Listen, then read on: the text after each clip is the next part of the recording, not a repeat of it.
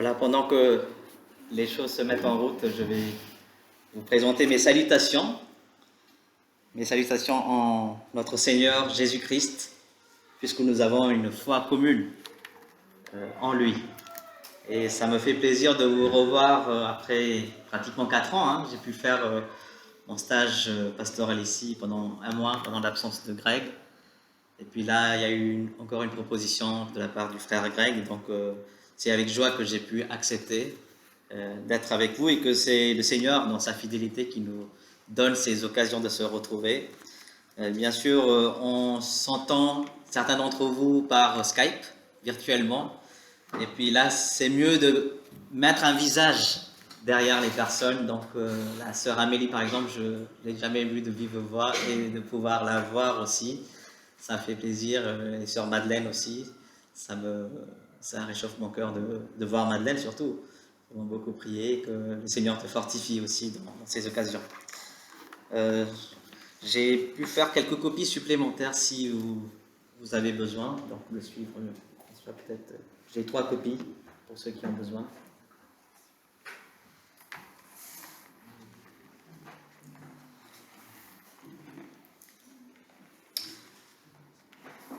Voilà, on va se concentrer dans la parole du Seigneur maintenant, pour ce temps qui nous est donné, ce temps de privilège, toujours. Parce que comme la sœur a prié, c'est cette parole qui nous transforme, qui transforme nos cœurs, qui transforme tout notre être, âme, qui nous purifie, notre cerveau, nos corps aussi. Nous sommes entièrement sanctifiés par cette parole. Donc comme je vous ai dit, il y a 4 ans, nous avions parcouru 2 Timothée. Je ne sais pas si vous vous rappelez, pour certains d'entre vous.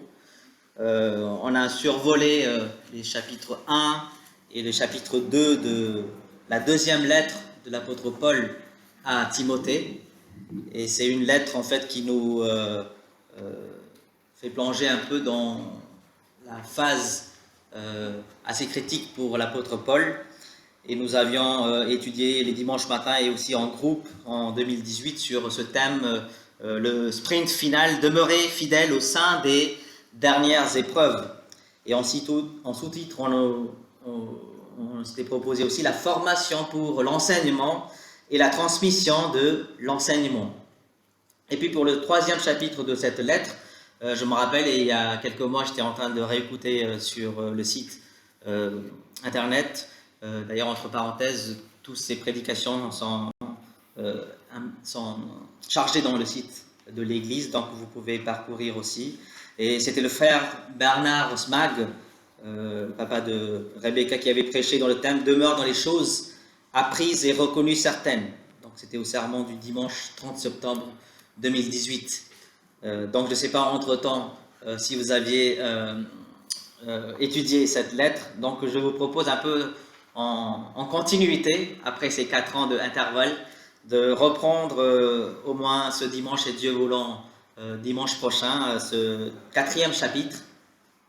Donc je vous propose justement dans ce 4e chapitre, dans ce titre, dans ce plan. Bien sûr, il y a plusieurs plans qu'on peut établir lorsqu'on étudie la parole de Dieu. Donc ça, c'est un plan parmi bien d'autres, sur les caractéristiques durables du fidèle prédicateur mandataire. Et donc c'était bien ce matin qu'on ait pu voir la fidélité de Dieu. C'est sur sa fidélité que nous comptons. Et c'est sa fidélité qui dure à toujours, à jamais. Et nous avions vu aussi que dans cette fidélité, Dieu garde ses promesses, en fait, et dans tout ce que nous avons chanté. Et dans cette même veine de pensée, on va parler maintenant de ce fidèle prédicateur à qui l'apôtre Paul s'adresse, donc dans ce titre des caractéristiques du fidèle prédicateur mandataire. C'était dans ce grand thème du sprint final, quelque part. Et c'est quoi un sprint, par exemple? Un sprint, c'est l'allure le plus rapide possible qu'un coureur prend à un moment déterminé d'une course, et notamment à la fin. Quand on parle de course, l'apôtre Paul, il a parlé pas mal de courses. Peut-être certains d'entre vous pratiquez. Et donc, dans le sprint, il y a toujours une phase finale à la fin de la course. Et c'est un peu dans cette phase que Paul, l'apôtre, traverse dans sa vie et que nous considérons dans cette deuxième lettre de Timothée, justement. Donc, en introduction, ce que nous sommes en train d'étudier en semaine en ce moment depuis presque 3 mois maintenant, comme le frère a annoncé par Skype, la lettre aux Éphésiens. Donc encore, cette lettre et cette étude aussi s'est transmise dans le site et sur YouTube aussi. Et c'est en corollaire un peu et en suite naturelle que je vois aussi cette lettre qui est adressée à Timothée, puisque Timothée, il a été justement laissé à Éphèse pour l'administration de cette église en fait.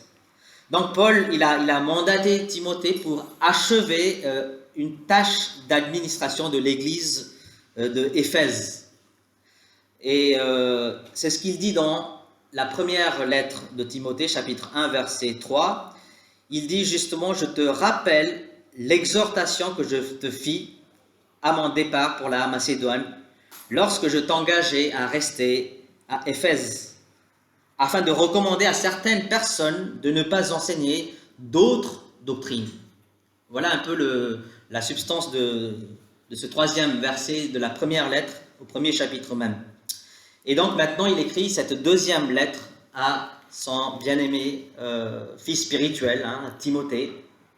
Et donc, il veut que ce Timothée soit un fidèle prédicateur de la parole, justement. Donc, je vous propose qu'on puisse lire cette parole de la part du Seigneur que nous tirons de la lecture dans 2 Timothée. Donc, tournons notre Bible dans 2 Timothée, chapitre 4, verset 5, que j'ai mis ici aussi sur le PowerPoint. Voici ce que dit la parole de Dieu. 2 Timothée, chapitre 4, verset 1 à 5. Je t'en conjure devant Dieu et devant Jésus-Christ qui doit juger les vivants et les morts, et au nom de son avènement et de son royaume, prêche la parole, insiste en toute occasion, favorable ou non, reprend, censure, exhorte avec toute douceur et en instruisant. Car il viendra un temps où les hommes ne supporteront pas la saine doctrine, mais, ayant la démangeaison d'entendre des choses agréables, ils se donneront une foule de docteurs selon leurs propres désirs, détourneront l'oreille de la vérité et se tourneront vers les fables. Mais toi, sois sobre en toutes choses, supporte les souffrances, fais l'œuvre d'un évangéliste, remplis bien ton ministère. C'est la parole de Dieu.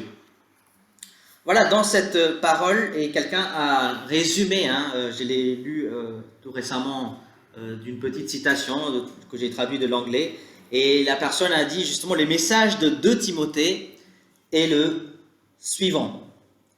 Il dit, Timothée, ils sont sur le point de me tuer pour avoir prêché l'évangile. S'ils le font, tu prêches l'évangile jusqu'à ce qu'ils te tuent. C'est un peu fort comme résumé sur cette parole, mais effectivement, c'est un peu la fin de la biographie que l'apôtre Paul est en train d'écrire sous l'inspiration de l'Esprit de Dieu, puisque nous croyons que chaque texte de la parole est inspiré et c'est donné pour notre édification, inspiré que ces écrivains sacrés ont écrit pour nous verbalement et plénièrement, mot à mot. Et quand je prends dans cette épître, et notamment quand j'ai pu lire quelques professeurs de la Bible, et notamment Carson et Douglas Moe, eux, ils situent la datation de cette lettre durant le 2e emprisonnement de l'apôtre Paul. Il aurait écrit cette 2e lettre à Timothée, probablement on situe en automne 2067. Donc si vous faites 2022 moins 67, c'est à peu près 1900 et quelques années plus tôt que, historiquement, Paul il aurait écrit, donc dans l'ère après Jésus-Christ. Il y a 2 raisons pour cette date. Premièrement, selon la tradition de l'Église primitive, Paul il aurait souffert l'exécution peu de temps avant que Néron ne se suicide en juin 68. Pas 1968, mais en juin 1968, tout court. Et deuxièmement, Paul a écrit cette dernière de ses épîtres canoniques assez très peu de temps avant son propre exécution. Il a été exécuté avant l'hiver de l'an 67-68. Et nous le lirons semaine prochaine dans ce chapitre même, justement, de cette fin de phase, de ce sprint final qu'il est en train de écrire aussi. Et ce que j'ai trouvé intéressant aussi en étudiant cette lettre, il y avait un certain auteur, Jake Feingen, qui relève dans son livre anglais Light from the Ancient Past, Lumière dans le passé ancien. Donc dans ce livre, il détaille quelques contrastes que j'ai notés entre le premier emprisonnement de l'apôtre Paul et le second emprisonnement. Donc là, je vous ai mis un peu ce détail dans ce tableau qui vous est présenté. Dans le premier emprisonnement, Paul avait toute la liberté dans sa prison. Et c'était un prison à domicile. Je ne sais pas si vous vous rappelez, dans Actes chapitre 28, il avait loué un appartement. Il y avait un garde, un soldat romain, bien sûr, mais il avait cette liberté de pouvoir être en prison à domicile. Tandis que dans la deuxième, il était en chaîne. Il était enchaîné, emprisonné, comme un criminel. Et ça, nous le lisons dans le deuxième chapitre de 2 Timothée, verset 9, comme il le dit, il est dans les chaînes, et il le dit dans ses propres termes, pour lequel je souffre jusqu'à être lié comme un malfaiteur, mais la parole de Dieu n'est pas liée. Donc, il est vraiment lié. Et donc, on situe aussi probablement Éphésiens, qui aurait été écrit quelques mois plus tôt, dans cette prison même. Certains pensent en tout cas. Et dans un deuxième temps, on peut voir dans son premier emprisonnement, il pouvait recevoir de nombreux visiteurs. Hein. Il y avait même des visiteurs juifs, des religieux, des hommes de chefs religieux qui étaient venus lui rendre visite et s'entretenir. Et dans le deuxième emprisonnement, il était dangereux de lui rendre visite. Et ça, il le dit justement en parlant de Onésiphore, qui était venu le visiter malgré ce fait qu'il y ait un danger quand même de le visiter, que d'autres l'ont laissé seul. Dans le premier emprisonnement, il y avait de nombreux croyants qui étaient avec lui, donc ils venaient visiter, entre autres, il y avait des croyants aussi. Et on le voit dans Acte 28. Et dans le deuxième emprisonnement, il était complètement seul. Et donc ça, c'est encore un encouragement pour ceux qui souffrent parfois de la solitude. Ça, c'est quelque chose qui existe. Et notamment en France, on a beaucoup de remèdes avec des pilules et des substances pour ceux qui souffrent de la solitude. Et notamment avec Covid, il y a eu plein d'études qui étaient faites et plusieurs jeunes et aussi moins jeunes qui ont souffert de la solitude parce que c'était comme si c'était un emprisonnement. Mais nous avons dans la parole un homme qui a pu vivre cette solitude, mais avec Dieu. Et c'est ça qui fait que c'est un puissant encouragement dans ce second emprisonnement de Paul. Et il le dit justement dans 2 Timothée 1,15, il exprime. Exprimer à Dieu notre douleur, notre solitude et parfois notre peine, chagrin, c'est important. Et c'est ce qu'il dit dans son expression. Il dit, tu sais que tous ceux qui sont en Asie m'ont abandonné, entre autres, Phygèle et Hermogène. Donc, il y a même des collaborateurs qui l'ont abandonné. Donc, il était seul. Et donc, pour ceux qui ont cette épreuve, justement, même ce matin, qui vivent ces épreuves, eh bien, cette lettre est un puissant encouragement que Dieu, fidèle, il est Emmanuel. Nous allons fêter bientôt, justement, Noël. Et ça, c'est un puissant message aussi. Et en dernier lieu, on peut voir aussi qu'il s'attendait à être libéré dans son premier emprisonnement.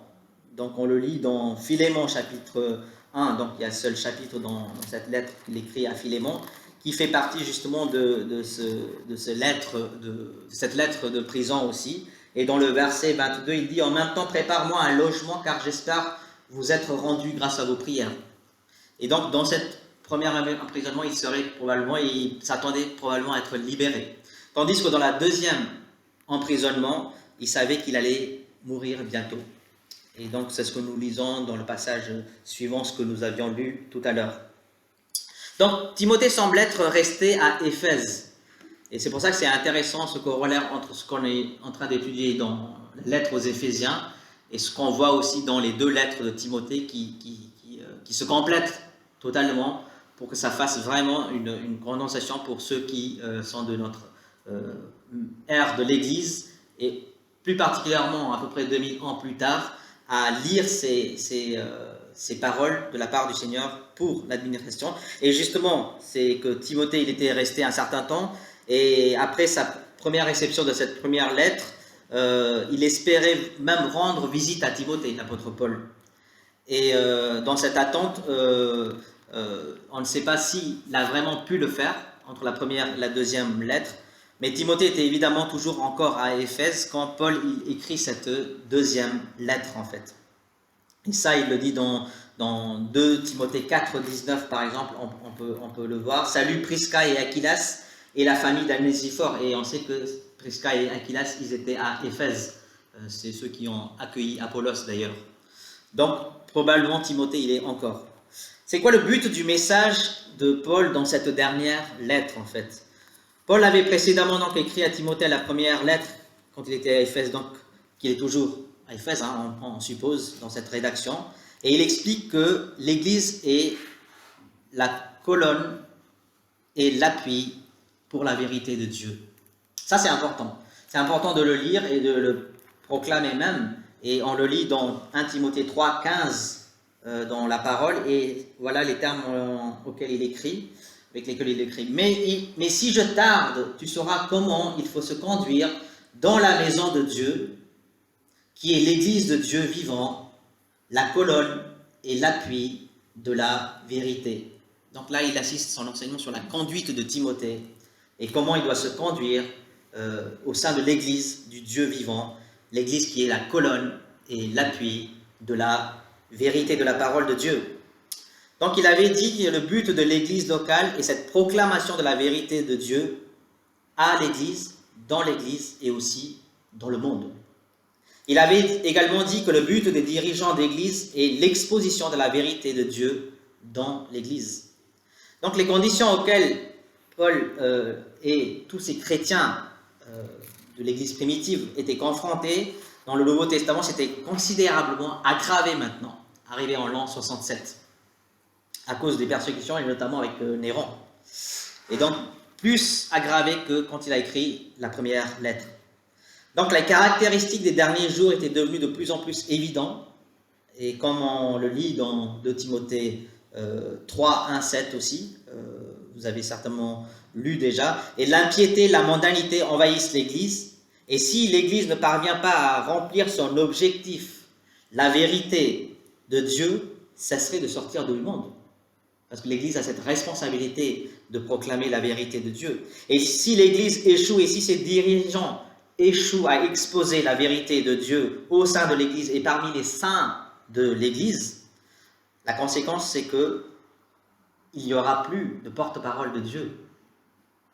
Donc par conséquent, Paul il écrit dans cette lettre afin d'encourager Timothée à accomplir sa responsabilité en tant que meneur, en tant que leader de l'Église, du responsable de l'Église. Cet épître est donc en particulier pour les dirigeants de l'Église et il traite principalement de leurs devoirs. Mais bien sûr, tous les chrétiens tirent, puisque tous nous sommes appelés à suivre le Seigneur, qui est le souverain berger, et le rôle de celui qui mène, c'est justement d'orienter et imiter l'apôtre, comme lui-même imite le Seigneur Jésus-Christ. Donc c'est une lettre pour nous tous. Donc bien entendu, l'Église doit apprendre à être instruite dans tout ce qui concerne, et même ce qui concerne les dirigeants de l'Église. Et l'Église a un rôle, les membres ont un rôle de surveiller même parfois les responsables et prier pour les responsables dans un certain sens, bien sûr. C'est le pasteur qui surveille, mais l'Église aussi a un rôle d'avoir cette communion avec leurs responsables et de prier ensemble et d'être conduits ensemble aussi pour gérer cette affaire de toute l'Église de notre Seigneur Jésus. Donc nous remercions le Seigneur pour l'Église qu'il bâtit encore aujourd'hui. Il est en train de fonder encore aujourd'hui, même en France, et pour être encore plus précis, même dans cette région du nord Hauts-de-France, comme on vous appelle, des gens du nord de la tête de la France, quelque sorte. Et donc je vous assure, chers frères et sœurs, vous devenez de plus en plus bien-aimés, puisque je commence à vous connaître de plus en plus maintenant, du moins certains d'entre vous. Et je peux vous dire que la renommée même de cette église est vraiment répandue, et je crois que c'est vrai, puisque il y a des porte-paroles, aussi bien aux États-Unis, et j'en vois des nouvelles aussi en Inde, ailleurs, par rapport à cette église, et plusieurs prient pour vous, justement, pour que le Seigneur puisse faire prospérer son église spirituellement et à tous égards, pour toutes les bénédictions spirituelles qu'elle apporte. Donc je glorifie Dieu pour son œuvre en Hauts-de-France, précisément ici à Lille, au-delà même de l'île de France, d'où je viens. Voilà un peu une grande introduction que je voulais vous soumettre ce matin. Alors je vous propose ce plan de l'étude pour ces 5 premiers versets du chapitre que nous avions lu, avec ces différents aspects du mandat qui est confié par l'apôtre dans son rôle de ces derniers jours à son coéquipier, enfant spirituel, au pasteur Timothée de Lystre. Donc, dans un premier temps, on peut voir le contenu du mandat solennel et sa portée, ou son amplitude. Et dans cette première partie, on va voir le mandat qui est solennel. Il commence par les termes « je t'en conjure ». Et aussi, il y a le contenu du mandat, il y a le teneur du message que l'apôtre Paul donne dans cette dernière lettre, en quelque sorte un testament. Hein. Il n'avait pas grand-chose matériellement parlant, bien sûr, parce qu'il demande même d'amener son manteau que Timothée pouvait amener. Donc, il avait même souffert de manque de manteau. Mais par contre, un testament qui dure jusqu'aujourd'hui et que nous faisons porte-parole de la lettre de l'apôtre Paul inspirée. Et nous ne donnons que notre voix, finalement, à cet apôtre qui a écrit dans cette condition, humainement parlant, matériellement parlant, démunie, mais si riche. Donc, on peut voir aussi ce contenu du mandat ici et l'étendue même de ce mandat jusqu'aujourd'hui. Le Seigneur agit à travers sa parole. Et puis Dieu voulant, si on a le temps la semaine prochaine, on peut voir le caractère urgent et sobre du prix de ce mandat. Et puis l'envergure et le but du mandat aussi dans un troisième temps. Je ne sais pas si on aura le temps de tout voir la semaine prochaine, mais au moins pour cette matinée, on peut se concentrer sur cette première partie du volet. Qu'est-ce qu'un mandat en fait? Un mandat, c'est un acte par lequel une personne, c'est-à-dire un mandant, donne à une autre, c'est-à-dire un mandataire, le pouvoir de faire quelque chose en son nom, une mission qu'il confère. Quelqu'un a parlé de ce fait d'être encouragé par la mission ce matin. Cette mission qu'il confère par un registre qui est écrit d'une manière précise et un registre détaillé en fait. Et c'est ce que Paul l'apôtre fait au pasteur Timothée. Donc si par exemple vous prenez des transactions immobilières, il y a toujours un mandant et un mandataire. Et on donne à un mandataire un avis de recherche d'un bien par exemple, ou d'une construction par exemple. Donc c'est ça qu'on entend par ce fait qu'il y ait un mandat ici. Le contenu de ce mandat est solennel, ainsi que sa portée est à voir ensemble justement. Et donc le contenu est solennel, le mandat est solennel. Il commence par ces termes « je t'en conjure ». On peut regarder un peu ce contenu de ce mandat. Hein. Il dit « Je t'en conjure devant Dieu et devant Jésus-Christ, qui doit juger les vivants et les morts, et au nom de son apparition, ou de son avènement, dans certaines traductions, et de son royaume. » Donc il y a un caractère sérieux de la part de l'apôtre pour Timothée, et même pour tout pasteur des églises, dans ces mots « Je t'en conjure ». Car cela évoque le mot d'un donneur d'ordre, c'est Dieu lui-même, et l'apôtre Paul écrit de la part de Dieu, comme il dit, avec une directive impérative. Le préambule est solennel. Paul rappelle à Timothée que Dieu regarde comme Jésus-Christ, qui jugera tous les hommes vivants et morts. Et à 2 reprises, Paul, il a déjà utilisé ce verbe à Timothée, je t'en conjure. Quand nous lisons par exemple dans 1 Timothée chapitre 5, verset 21, il dit ainsi dans 1 Timothée chapitre 5, verset 21, il dit « Je te conjure devant Dieu, devant Jésus-Christ et devant les anges élus d'observer ces choses sans prévention et de ne rien faire par faveur. » Et il dira aussi dans 2 Timothée 2,14, dans l'épître que nous sommes en train d'étudier, il rappelle ces choses en conjurant devant Dieu qu'on évite les disputes de mots qui ne servent qu'à la ruine de ceux qui écoute, en conjurant, encore une fois. Donc Paul, le vieil homme, guerrier de la foi en quelque sorte, qui n'a fait aucun cas de sa vie. Vous vous rappelez, quand il était pas loin de Éphèse, il était à Milet, il dit « Je ne fais aucun cas de ma vie ». Encore une leçon que nous pouvons appliquer dans nos propres vies. Est-ce qu'on tire vraiment un cas de notre vie? Est-ce qu'on fait un cas? Est-ce qu'on en cherche nos droits? On est dans un pays de droit. En tant que Français, on cherche des droits. Ou on dit « Je n'en fais aucun cas de ma vie ». Donc c'est ce que Paul montrait, l'apôtre. Il démontre sa vie de piété et sa vie qui était entièrement consacrée au service de Jésus-Christ. Et il y a un homme qui s'appelle John Knox, et on dit de lui, j'ai été très encouragé par cette prière de cet homme. Et John Knox, il dit, il était un homme de l'Écosse, donc un Européen, qui dit « Donne-moi l'Écosse où je meurs ». Et donc il va s'enfermer dans sa chambre pour pleurer plusieurs jours dans sa chambre par peur du sérieux de l'appel à prêcher qu'il aura reçu. Donc la solennité avec laquelle Paul conjure son mandataire Timothée vient du fait qu'il est directement poussé par l'extraordinaire majesté de celui qui mandate les hommes au service de Dieu, au service du Seigneur Jésus-Christ lui-même. Et c'est à ceux qui sont appelés à proclamer et à interpréter la parole de Dieu dans cette proclamation que incombe la profonde et entière et importante responsabilité que le Seigneur confie à un homme, à des hommes qu'il choisit.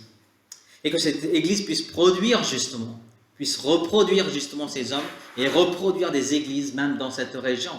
C'est cette vision qui doit nous accaparer, nous doit préoccuper dans nos esprits. Et il dit devant Dieu et devant Jésus le Messie, Jésus le Christ, qui doit juger les vivants et les morts. Donc cette responsabilité est encore plus profonde qu'elle assume que nous sommes devant Dieu, que nous sommes devant la personne de Jésus le Christ. Donc le service envers Jésus-Christ, et non seulement ça s'accomplit sous ses yeux vigilants, mais aussi soumis au jugement de ce magistrat, de ce grand juge infiniment plus grand. Il va juger les vivants et les morts, comme il dit. Le temps nous manque bien sûr à développer tout ce thème de ce jugement, mais nous pouvons juste survoler quelque part, parce que c'est important. Il y a des confessions même dites chrétiennes qui ne croient pas forcément à tout ce jugement éternel de Dieu, tout cet étang de feu, cette éternité. Et donc nous devons encore une fois proclamer cette vérité aussi. Et donc en survolant dans le Nouveau Testament, il est indiqué que dans le fait de juger, c'est parfois former une opinion.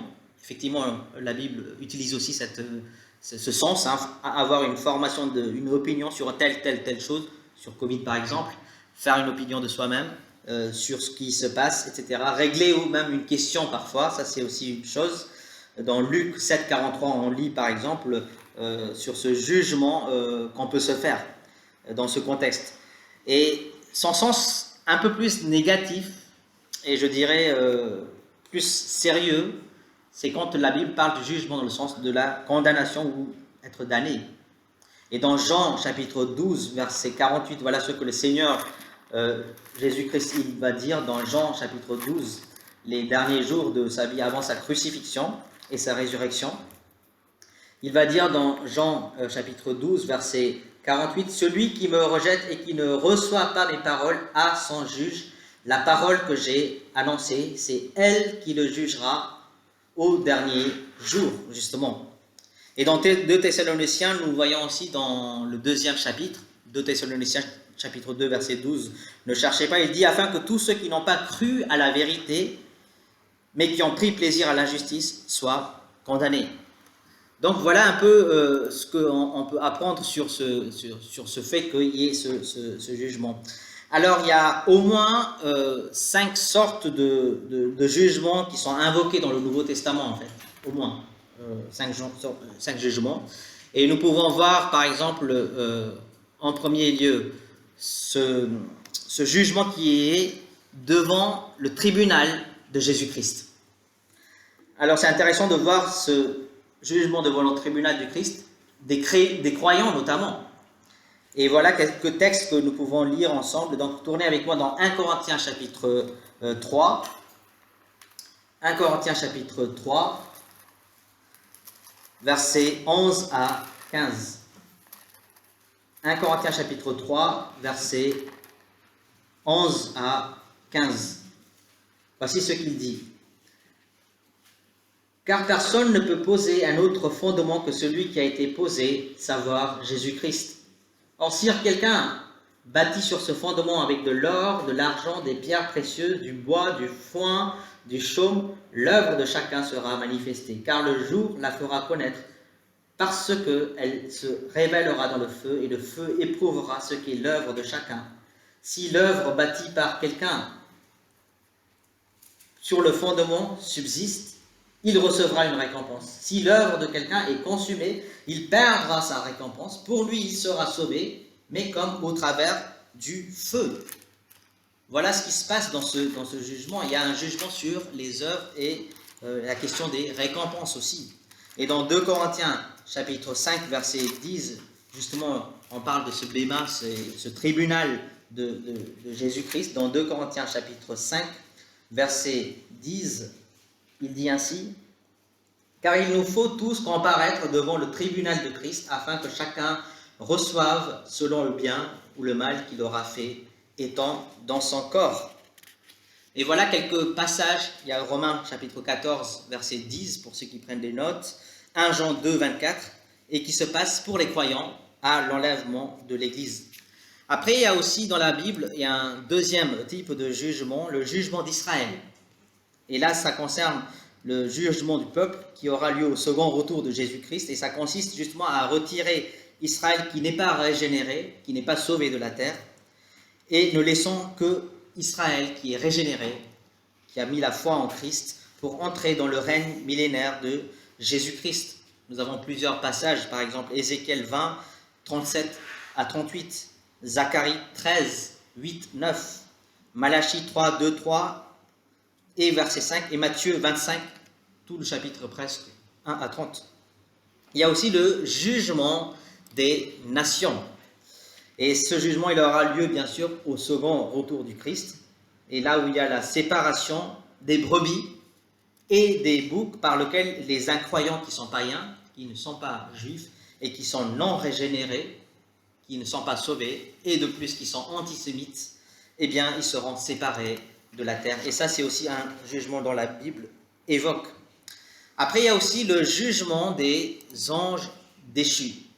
Et sera lieu, bien sûr, à la fin du procès, on appelle de Satan, qui coïncide avec l'histoire humaine et qui est en exécution de la peine de Satan et la peine de tous ces anges déchus pour la rébellion, à cause de leur rébellion préhistorique contre Dieu. Et ça, on le lit par exemple dans Jude, verset 6. Si vous pouvez prendre Jude, chapitre 1, il y a un seul chapitre, verset 6 qui dit « Il a réservé pour le jugement du grand jour, enchaînés éternellement par les ténèbres, les anges qui n'ont pas gardé leur dignité, mais qui ont abandonné leur propre demeure. » Il est question des anges déchus, Satan et ceux qui sont avec lui. Dans Apocalypse chapitre 20, verset 10 aussi, on lit ces faits. Dans Apocalypse chapitre 20, verset 10, on lit « Et le diable qui les séduisait fut jeté dans l'étang de feu et de soufre, où sont la bête et le faux prophète. Ils seront tourmentés jour et nuit au siècle des siècles. » Voilà un quatrième jugement aussi. Et au final, il y a aussi dans la Bible le jugement devant le grand trône blanc, et donc où a lieu en fin de l'histoire humaine, dernier jugement, et c'est le jugement ultime de toute l'humanité d'incroyants non régénérés qui ont rejeté Jésus, le Messie, comme leur sauveur. Et nous lisons dans la continuité, justement, après ce passage de ce diable qui séduisait et qui était jeté dans les temps de feu, il dit dans le verset 11 jusqu'au 15, dans Apocalypse 20, « Puis je vis un grand trône blanc, et celui qui était assis dessus, la terre et le ciel, s'enfuirent devant sa face, et il ne fut plus trouvé de place pour eux. Et je vis les morts, les grands et les petits, qui se tenaient devant le trône. Des livres furent ouverts, et un autre livre fut ouvert, celui qui est le livre de vie. Et les morts furent jugés selon leurs œuvres, d'après ceux qui étaient écrits dans ces livres. La mer rendit les morts qui étaient en elle, la mort et le séjour des morts rendirent les morts qui étaient en eux, et chacun fut jugé selon ses œuvres. Puis la mort et le séjour des morts furent jetés dans l'étang de feu. C'est la seconde mort, l'étang de feu. Quiconque ne fut pas trouvé écrit dans le livre de vie fut jeté dans l'étang de feu. Voilà à peu près les 5 jugements que la Bible évoque. Ici, dans notre passage à l'étude, bien sûr, l'apôtre dans les chaînes évoque plutôt ce jugement de Béma, de tribunal du Christ, de ce que les croyants vont avoir, comparaître devant le tribunal du Christ, afin que chacun puisse recevoir le bien ou le mal qu'il aura fait étant dans son corps ici-bas sur cette terre. Donc, bien qu'il soit extrêmement sérieux, toutes ces ramifications éternelles, ça parle vraiment du temps éternel. Le siège du jugement de Christ ou tribunal du Christ ou du Béma, comme c'est écrit dans le grec, c'est pas un lieu ou un moment où le Seigneur infligera un châtiment, une punition bien sûr, puisque les péchés des croyants sont déjà cloués à la croix du Christ. Il a déjà payé le rançon par son sang pour chaque enfant de Dieu. Mais c'est plutôt un endroit où des récompenses seront données pour ceux qui ont perduré, qui ont duré, qui ont subi les épreuves, même des épreuves interminables, et qui ont tenu par la grâce du Seigneur, selon la conduite du croyant qui a vécu ici-bas sur cette terre avec le Seigneur, et pour la gloire du Seigneur. Donc à la lecture de tous ces passages que nous venons de lire, et dans 2 Timothée 2,5 aussi il évoque, Paul décrit donc le croyant comme étant un peu en compétition dans un concours spirituel, comme un athlète qui est victorieux quelque part, et qui se présente. Donc les chrétiens se présentent devant le Béma pour recevoir cette récompense, cette couronne de vie, cette couronne de justice que le Seigneur réserve dans ce jugement de Béma. Et il accorde ces récompenses aux vainqueurs. Bien sûr, il ne fouette pas les pardons. Ce n'est pas un jugement de punition. En d'autres termes, c'est plutôt un siège de récompense et représente, et ça c'est important, un moment de récompense ou parfois de perte de récompense, comme nous avons lu dans 1 Corinthiens, après cet examen de l'œuvre par le feu du Seigneur. Donc ce n'est pas un temps de châtiment où les croyants soient jugés donc pour leurs péchés, puisque c'est déjà fait, comme j'ai dit tout à l'heure. Donc c'est plutôt un moment où ça serait par rapport à l'œuvre, parce que si c'est sur les péchés, bien sûr, c'est incompatible avec l'œuvre achevée de Jésus-Christ, puisqu'il a achevé pour nous sur la croix, et parce qu'il a totalement payé la pénalité des péchés de tous ceux qui ont cru au Seigneur Jésus-Christ et des péchés du monde entier même, dit la parole. Et donc si certains, ce matin même, ici, vous n'êtes pas croyants en Jésus-Christ, eh bien cet appel est toujours valable, comme nous avions chanté. Venez à lui, venez à notre Seigneur Jésus-Christ, qui est mort pour vos péchés aussi. Venez à lui par la foi, afin que vous soyez sauvés de vos péchés. Et je continue encore avec ce verset, donc, et au nom, il dit, de l'apparition et de son royaume. Donc ce jugement, ce mandat avec une solennité dit maintenant, au nom de son apparition, de son avènement et de son royaume. Donc le point de Paul, c'est celui-ci ici. Puisque Jésus-Christ juge les chrétiens au tribunal du Christ après son apparition, le mot épiphanéia qui se manifeste, traduit par l'avènement aussi ou enlèvement, eh bien c'est un peu comparé à ce que les Romains ils ont connu à l'époque. En fait, même aujourd'hui, on parle de COP, etc., COP 21, et pas loin de chez moi, il y avait justement ce fameux COP 21 où on a préparé toute la route, l'autoroute, parce qu'on a accueilli presque 120 présidents de toutes les nations. Donc c'était vraiment bien fait comme il le faut, avec un protocole particulièrement étudié au préalable, développé. Et c'est un peu comme ça que les Romains faisaient aussi dans l'apparition, dans ce fameux, et ils utilisaient le terme aussi, le même, de l'empereur romain, et en tout lieu où il devait être manifeste, il doit se manifester, c'est le fameux épiphanéia. Évidemment, quand l'empereur devait visiter, il faut que l'endroit soit nickel, bien sûr propre, en parfait état, les rues étaient balayées, les rues étaient garnies, il ne faut pas qu'il y ait une trace de poubelle ou quoi que ce soit. Donc les travaux étaient à jour, la ville est récurée, nettoyée, décorée. Et donc ça c'est pour l'épiphanéia, ou l'avènement, ou l'apparition de l'empereur romain. Alors Paul il dit maintenant, il prend ce mot et sous l'inspiration de l'Esprit de Dieu, il dit à Timothée, tu sais ce qui va se passer quand n'importe quel empereur du monde dans la ville apparaît à son épiphanéia de l'empereur. Mais toi, tu attends l'avènement, l'apparition, comme nous avions chanté, de notre Seigneur Jésus-Christ et son royaume millénial, son royaume de 1000 ans, au nom duquel je te conjure. Voilà ce qui est dans ce mot de cette apparition et de son royaume. Donc Paul mentionne dans l'anticipation, il anticipe déjà en tant que prisonnier, en tant qu'étant lié dans les chaînes, cet avènement et cet enlèvement qui donne la glorieuse espérance pour nous aussi ce matin. Quelle que soit notre issue demain ou après-demain ou dans la semaine, ce que nous pouvons être sûrs, c'est que nous avons la place dans le Seigneur et avec le Seigneur. Et c'est cette apparition que nous attendons. Jésus-Christ est en vous, c'est l'espérance de la gloire que nous avons en Christ. Et ça, c'est un message de joie aussi, de l'Église et de ce règne avec tous les saints, de ce règne même du Christ pendant 1000 ans que nous allons connaître, de Christ sur terre. Et ça doit réjouir, surtout dans les moments où, au niveau géopolitique, il y a des guerres, des bruits de guerre, et même des bruits de guerre de troisième, ou je ne sais quoi. Mais nous pouvons être assurés ce matin que nous avons cette espérance de l'apparition de Jésus-Christ, et en nom duquel, et à son royaume, au nom duquel l'apôtre Paul il est en train de conjurer à son mandat. Donc le mandat est solennel, et en évoquant ces événements eschatologiques du dernier temps de jugement, l'apôtre Paul vraiment met un sérieux. C'est quoi maintenant le contenu de ce mandat en fait? Voilà ce qu'il dit, prêche la parole, insiste en toute occasion, favorable ou non, reprend, censure, exhorte avec toute douceur et en instruisant. Donc Timothée doit prêcher la parole de Dieu.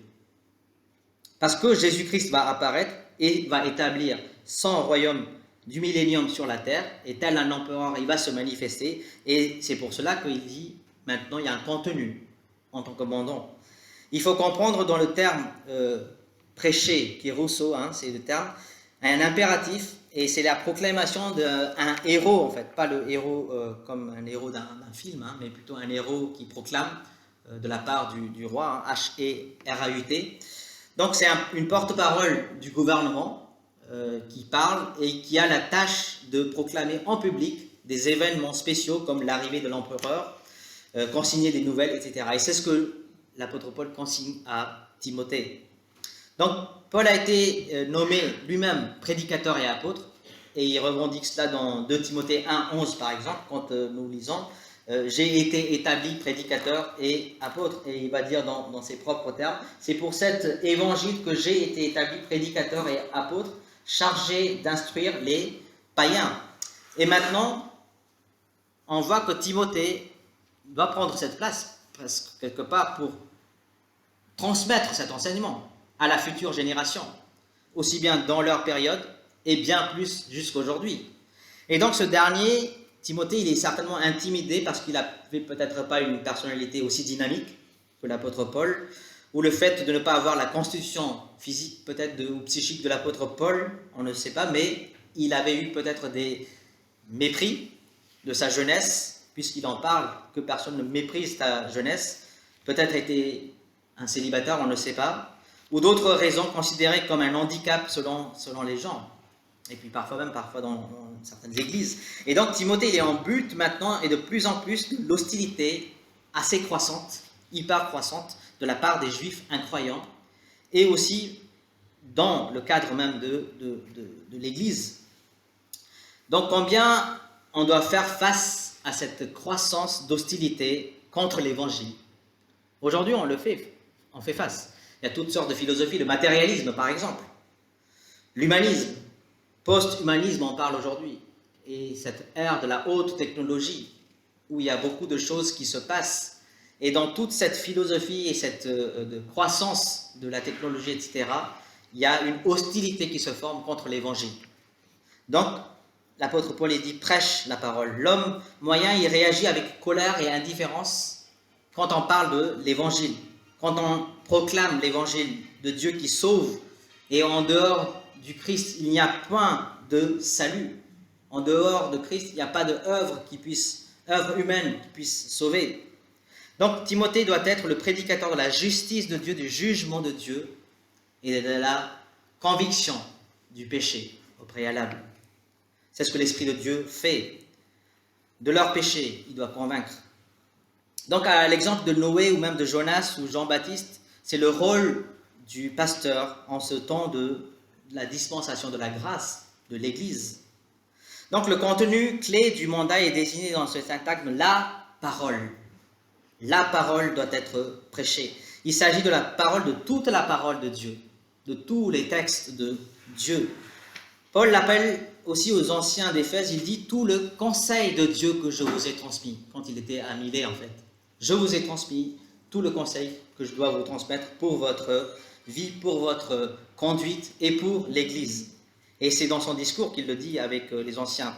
Donc voilà une application aussi que nous pouvons tirer en tant que frères et sœurs de l'Église, même de l'Église de Lille, de cette Église établie dans une ère post-humaniste. Qui aurait cru? Mais Dieu fait fidèlement cette œuvre. Et cette Église qui doit être tournée consciencieusement, avec sérieux, devant ces saintes Écritures, devant la sainte parole que nous devons proclamer publiquement aux nations, partout où nous sommes, dans notre entourage, dans notre voisinage, parmi les collègues, parmi ceux avec qui nous côtoyons, des amis, des familles. Et quiconque invoquera justement le nom de l'Éternel sera sauvé. C'est pour cet salut que nous devons proclamer justement. Et nous avons tous ce rôle de prédicateurs de l'Évangile, bien sûr, tous les croyants en tout cas. Donc Paul évoque ces questions dans Romains 10 par exemple. Comment invoqueront-ils? Dans Romains 10, versets 14-15, vous pouvez lire avec moi. Dans Romains chapitre 10, 14-15, il dit « Comment les incroyants invoqueront-ils celui auquel ils n'ont pas cru? Et comment croiront-ils en celui dont ils n'ont pas entendu parler? Et comment entendront-ils parler s'il n'y a personne qui prêche? Et comment y aura-t-il des prédicateurs s'ils ne sont pas envoyés ?» Donc chaque semaine, à la fin de ce culte, en début de ce premier jour du culte, on est envoyé quelque part dans le monde, chacun dans son milieu, dans son contexte. Eh bien, il doit prêcher l'Évangile par notre vie, par notre conduite, vivre digne de la vocation que nous avons et prêcher cette parole. Donc, ça n'incombe pas que la responsabilité du pasteur, mais aussi de tous les croyants qui sont en Christ. Donc, c'est une application pour nous tous, dans notre vie quotidienne, à voir que des gens qui cherchent, même en tâtonnant, comme des aveugles, eh bien, nous pouvons être ce phare, justement, cette lumière, justement, pour les nations. Et peut-être dans des conversations. Et récemment, j'ai eu une conversation assez fortuite avec quelqu'un qui m'a demandé qu'est-ce que je lis. Eh bien, j'ai dit que, effectivement, je lis la Bible. La personne a été surprise d'entendre de quelqu'un qui lit la Bible. Mais c'est une deuxième question qu'il a posée qui était intéressante. Elle disait, est-ce que c'est une lecture juste par rapport à une connaissance virtuelle de ce qui s'est passé dans le passé, théologique, etc. Ou plutôt une foi personnelle? Donc c'était un incroyant qui pose cette question. Donc même les incroyants, quand on parle de la Bible, ils ont cet avis de dire, est-ce que vous lisez pour prendre le message avec une conviction, une foi personnelle, ou plutôt pour faire de la théologie, ou plutôt pour faire pour se cultiver de cette parole? Donc nous devons lire parce que nous croyons de tout notre cœur et nous sommes convaincus de cette véracité de la parole. Et ça, c'est quelque chose que nous devons répondre à des occasions que nous n'attendons même pas. Et il me semble que c'était une personne que j'avais vue dans un supermarché en plus, dans une conversation. Donc il y a des gens qui cherchent désespérément. Donc nous pouvons prier pour ces gens de la famille, de nos amis, et apporter justement, même dans ce temps de crise, de géopolitique, que nous avons un espoir qui ne tarit jamais. Nous avons une espérance en Jésus-Christ. Que ce soit des personnes jeunes ou moins jeunes. Le temps avance, donc je continue avec encore quelques pensées. Donc l'apôtre Paul, il dit, prêche la parole, car cette prédication kérousso, proclamation publique de la parole, qu'est-ce qu'il fait? Eh bien, on voit justement que cette prédication apporte au prédicateur qui s'attache et qui communie intimement dans son esprit avec l'Esprit de Dieu qui est l'auteur des Écritures. Donc la parole est une épée à double tranchante. D'abord, il parle à celui qui apporte, à celui qui parle, et il parle aussi à ceux qui écoutent, aux auditeurs. Voilà ce que cette parole apporte. Et aussi, cette parole apporte le type de prédication qui laisse parler Dieu au cœur de son peuple. Pour ceux qui sont affligés, éprouvés par des diverses maladies, eh bien, cette parole apporte la consolation. Cette proclamation de la parole apporte la paix de Dieu qui surpasse toute intelligence. Les médecins peuvent donner avec beaucoup d'informations médicales un certain nombre de choses sur votre maladie aujourd'hui. Mais toute cette intelligence est plus basse par rapport à la paix que Dieu y met en nous. Il y a toute une pression parfois dans le travail. Et Dieu y met la paix qui surpasse toute cette intelligence et qui garde nos cœurs en Jésus-Christ, notre Seigneur. Donc, cette prédication apporte cette vérité de la parole de notre Seigneur Jésus-Christ à son peuple, au cœur même de son peuple, et cette prédication exprime la parole même de Dieu. Nous croyons à cette inspiration plénière et verbale et cette inhérence de la parole, sans faille. Et aussi cette prédication, c'est l'unique façon qui propulse le prédicateur à exposer toute la révélation de Dieu, même ce que l'on trouve difficile à digérer ou assimiler. Il y a certaines vérités, bien sûr, qui sont difficiles, et l'apôtre Pierre lui-même dit par rapport aux lettres de Paul qu'il y a certaines choses qui sont difficiles, mais il apporte justement cela aussi. Et puis cette proclamation publique de la parole augmente aussi notre lecture et apprentissage des Écritures individuellement et au sein de l'Assemblée des Saints. C'est un peu ce qu'on est en train de faire, ce qu'on a fait en pratique, en application ce matin, justement. Et puis la prédication est la meilleure façon d'être empreinte de l'autorité divine. C'est seulement en prêchant que nous sommes empreints que c'est Dieu qui parle de la part des hommes, mais c'est Dieu qui s'adresse à son peuple, au cœur même de son peuple. Donc elle est la façon évidente que nous soyons empreints de l'autorité de Dieu. Et aussi cette prédication, c'est que Rousseau transforme profondément notre être intérieur. C'est quelque chose que l'humain ne peut pas faire. Le fruit de l'esprit, ce n'est pas quelque chose qui est faisable par l'homme. Il n'y a pas de contrefaçon, comme les vêtements qui ont un contrefaçon, qu'on peut faire, peut-être même dans la douane, ils peuvent ne pas trouver la contrefaçon de la vraie. Mais par rapport à l'œuvre de Dieu, il n'y a que Dieu qui peut faire par son esprit. Donc il y a une transformation profonde de notre être intérieur, tant dans le cœur de l'orateur, de celui qui écoute, l'auditeur. Et cette prédication du Seigneur apporte surtout la gloire à Jésus-Christ. Et lorsqu'il appelle et lorsqu'il mandate ses prédicateurs, c'est pour proclamer sa propre parole et ça amène la gloire au Seigneur lui-même. Rapidement, nous allons finir avec cette dernière partie, c'est étendue de ce mandat. Il dit « insiste en toute occasion, favorable ou non ».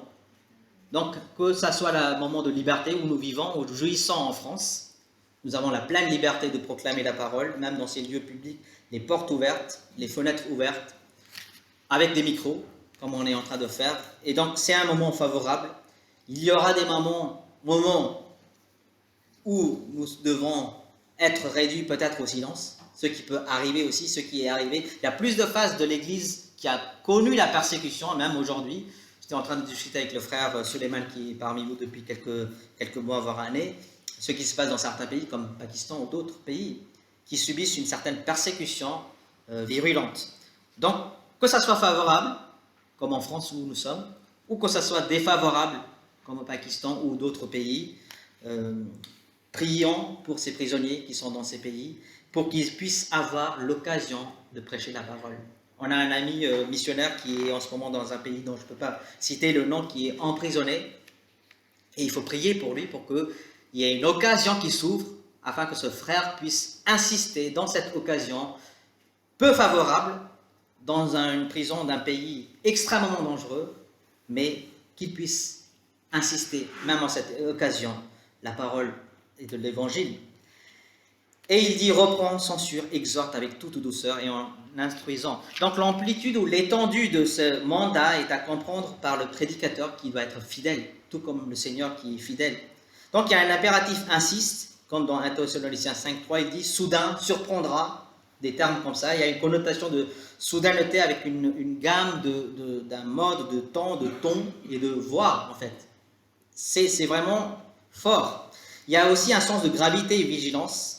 Et le prédicateur qui reste fidèle doit être comme Jérémie, par exemple, le prophète, qui dit dans Jérémie 29, « Si je dis, je ne ferai plus mention de lui, je ne parlerai plus en son nom, il y a dans mon cœur comme un feu dévorant qui est renfermé dans mes os, je m'efforce de le contenir et je ne le puis. » Voilà ce que Jérémie, le prophète, dit. Il s'efforce de contenir, mais il ne peut pas. C'est comme un feu dévorant en lui. Et ailleurs aussi, il dit, « C'est pourquoi ainsi parle l'Éternel, le Dieu des armées, parce que vous avez dit cela, voici, je veux que ma parole dans la bouche soit du feu et ce peuple du bois et que ce feu les consume. » C'est fort. Jérémie 5, 14. Donc, rappelons-nous donc de toutes ces paroles que le Seigneur donne. Et même dans la vie de l'apôtre Paul, il y avait un certain prophète Agabus qui était bienveillant, bien sûr, à l'égard de l'apôtre Paul, et il y avait une sorte d'insistance, de négation. Il n'insistait plus à ne pas laisser partir Paul à Jérusalem. Parce que vous vous rappelez ce passage où il dit « tu seras lié », et Agabus il dit ça, et dans cette parole, l'apôtre Paul il dit « mais vous me brisez le cœur, il faut que je prêche, il faut que j'insiste même jusqu'à Jérusalem ». Donc tout chrétien fidèle et tout prédicateur doit imiter l'apôtre dans un tel empressement afin que le Seigneur nous communique sa force, parce que la force vient de lui, ce n'est pas avec notre capacité que nous pouvons parler des oracles au peuple qui nous entoure, au peuple même de Dieu. Et c'est avec un cœur rempli de feu de Dieu que nous puissions marcher, que nous voyagions, que nous puissions parler. Et nos familles qui ne sont pas en Christ, la sœur Madeleine a partagé justement par rapport à son enfant, prions pour ces gens de la famille qui ne sont pas encore en Christ et qu'on puisse apporter cette parole qui puisse briser les cœurs et apporter la conversion vers le Seigneur Jésus-Christ. Et dans 1 Pierre 4, 8 à 11, on peut lire ces passages aussi, comment l'apôtre Pierre, il exhorte. Il dit, si quelqu'un parle, que ce soit comme annonçant les oracles de Dieu. 1 Pierre 4, verset 11. Quelqu'un qui remplit un ministère, qui le remplit selon la force que Dieu communique, afin qu'en toutes choses, Dieu soit glorifié par Jésus-Christ, à qui appartiennent la gloire et la puissance au siècle des siècles. J'avance rapidement, frères et sœurs, et il dit donc, insiste en toute occasion, donc c'est par la force que Dieu communique, par son esprit. À ceux qui sont à Rome, à ceux qui étaient en grave persécution, eh bien il dit, l'apôtre Pierre, sanctifiez dans vos cœurs Christ le Seigneur, étant toujours prêt à vous défendre avec douceur et respect devant quiconque vous demande raison de l'espérance qui est en vous. Donc cette insistance, c'est pas forcément forcer les gens, pas du tout. C'est pas dans le sens de n'insiste pas, enfin ne me force pas, quoi. Non, puisque Dieu donne cette douceur dans l'instruction, comme il dit l'apôtre Paul. Donc celui qui détient, c'est-à-dire le maître souverain des temps et des circonstances, Dieu lui-même, eh bien c'est lui qui convainc. Et notre rôle, c'est d'insister dans la conviction selon l'Esprit de Dieu, pour que Dieu puisse faire cette sanctification par l'Esprit, afin que les gens parviennent à la connaissance du Fils lorsqu'il les visitera. Donc, que ce soit d'une manière accueillie ou non accueillie, insiste. Et il dit aussi reprend et censure, dans le sens reprend, qui dit quoi en fait? Reprend, c'est plutôt la correction d'une fausse doctrine ou d'un conduite mauvaise parfois qui puisse arriver, et que le prédicateur doit reprendre dans le sens que ramener les personnes de cette fausse voie en fait. Quand notre pensée qui reflète notre conduite doit être guidée par le Seigneur et sa parole, et bien quand ça se dévie, il faut reprendre. C'est ce que l'apôtre est en train de dire. Il dit aussi censure dans le sens que on désigne le fait de amener le fautif vers le repentir, vers couper son chemin vers où il va, censurer, et qu'il s'arrête et qui se tournent vers le Seigneur Jésus-Christ. Ça, c'est un peu ce terme de ce caractère coupable que peut avoir un pécheur. Eh bien, en exposant la parole de Dieu, la pureté de Dieu, la sagesse de Dieu, on lui demande d'arrêter, censure, et pour qu'il puisse revenir et se tourner à nouveau et être restauré à nouveau dans le Seigneur. Et c'est un peu ce que l'apôtre Pierre prononce dans son sermon. Hein. Là, le temps nous manque. Dans Actes 2, 37-38, on le lit. Et donc, en raison du péché, le prédicateur a pour but la responsabilité de continuer, d'exposer, de reprendre et de censurer, car le péché empêche souvent le pécheur à communier avec le Seigneur. Et Paul conseille donc aux croyants d'Éphèse, ne prenez point part aux œuvres infructueuses des ténèbres. Il y a plusieurs œuvres infructueuses dans tout ce que nous pouvons écouter dans le monde, dans tout ce que nous pouvons voir dans le monde, dans tout ce que nous pouvons dire. Il y a beaucoup de choses qui sont des œuvres infructueuses de ténèbres. Eh bien, Paul, il dit, ne prends point part. Voilà le censure que le chrétien doit se donner à travers la parole. Et aussi, à la fin, il dit, exhorte aussi, un terme qui vient du mot de parakaleo, encourager. Encourager les chrétiens. L'esprit avec lequel l'apôtre Paul prend soin de ses brebis, de ses enfants spirituels. Dans 1 Thessaloniciens, vous pouvez tourner, c'est très intéressant comme attitude que l'apôtre Paul il adopte ici.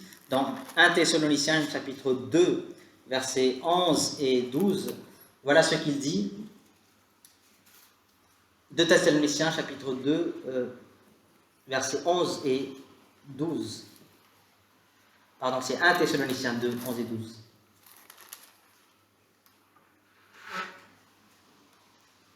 Il dit, vous êtes témoins, et Dieu l'est aussi, que nous avons eu envers vous qui croyez une conduite sainte, juste et irréprochable.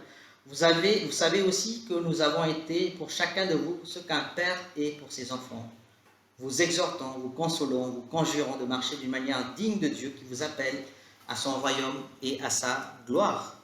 Voilà un peu l'attitude de l'apôtre Paul, et il dit ce qu'un père est pour ses enfants, et plutôt il va dire comme une nourrice en fait. Et donc comment, avec quelle façon, voilà ce qu'il dit, avec toute la douceur de Dieu. La douceur, c'est le caractère de l'Esprit de Dieu, c'est la richesse de la bonté, de la patience de Dieu, qui retraduit la douceur de l'Esprit de Dieu. Donc le Fils de Dieu se montre si doux. Venez à moi, prenez mon joug qui est si doux, patient et bon envers nous qui sommes pécheurs. Donc à plus forte raison, nous devons imiter Dieu lui-même dans ce caractère de la douceur, dans son attitude de douceur. Donc pour finir cette partie, il dit en instruisant. C'est primordial pour prêcher, l'instruction. Étudier et s'instruire, et avec cette instruction, prêcher, reprendre, censurer et exhorter par-dessus tout. Et c'est qu'en l'enseignant et en instruisant que le pécheur sera convaincu, justement, que nous serons convaincus lorsque nous nous dévions parfois de la personne du Seigneur, lorsque nos pensées se dévient, eh bien c'est en s'instruisant et en venant au pied de la croix du Christ, dans cette instruction, que nous pouvons être amenés à rester fidèles dans cette prédication. Donc, chers amis, qui ne connaissaient pas, voilà, ça c'est une question que je voulais terminer avec, si vous ne connaissez pas ce doux Sauveur Jésus le Christ, qui est venu pour pardonner vos péchés, si vous ne le connaissez pas ce matin, nous vous en supplions, croyez en lui. Parce que c'est lui qui est venu pour prendre vos péchés, pour prendre mes péchés, et qui est mort sur la croix. Et quelle que soit l'ampleur de vos péchés, eh bien vous êtes dans l'état de la condamnation éternelle. C'est la perdition. Mais si vous venez à Christ, c'est la vie éternelle, et c'est la félicité éternelle que le Seigneur réserve. Croyez en lui et vous serez sauvés des péchés, de vos péchés et de la mort, en croyant à celui qui est crucifié pour les iniquités. Donc ça, c'est un appel aussi que nous lançons en fait. Repentez-vous de vos chemins de la ruine éternelle et ayez la vie éternelle par la foi au Fils de Dieu. Aujourd'hui est le jour de salut.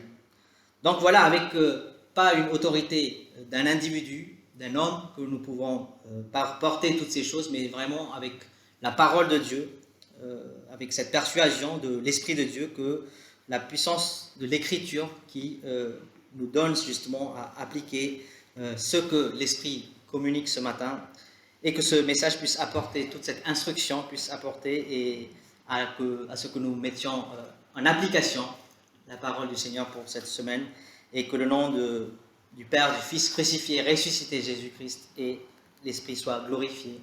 Nous pourrons prier pour finir ce moment. Seigneur, nous te remercions pour cette parole que tu nous as donnée et pour cette édification mutuelle que nous avions pu avoir. Le fait même que nous nous retrouvons physiquement ensemble, c'est merveilleux parce que ça nous donne cet encouragement, ce souffle en toi, que nous sommes revigorés. Et merci pour cette Église et que tu puisses la bénir et que tu bénisses ta parole ce matin afin que ton esprit applique tout ce dont nous devons appliquer dans notre vie afin que nous soyons repris, censurés et que nous soyons exhortés par ton esprit. C'est au nom de Jésus-Christ que nous te prions, Père. Amen.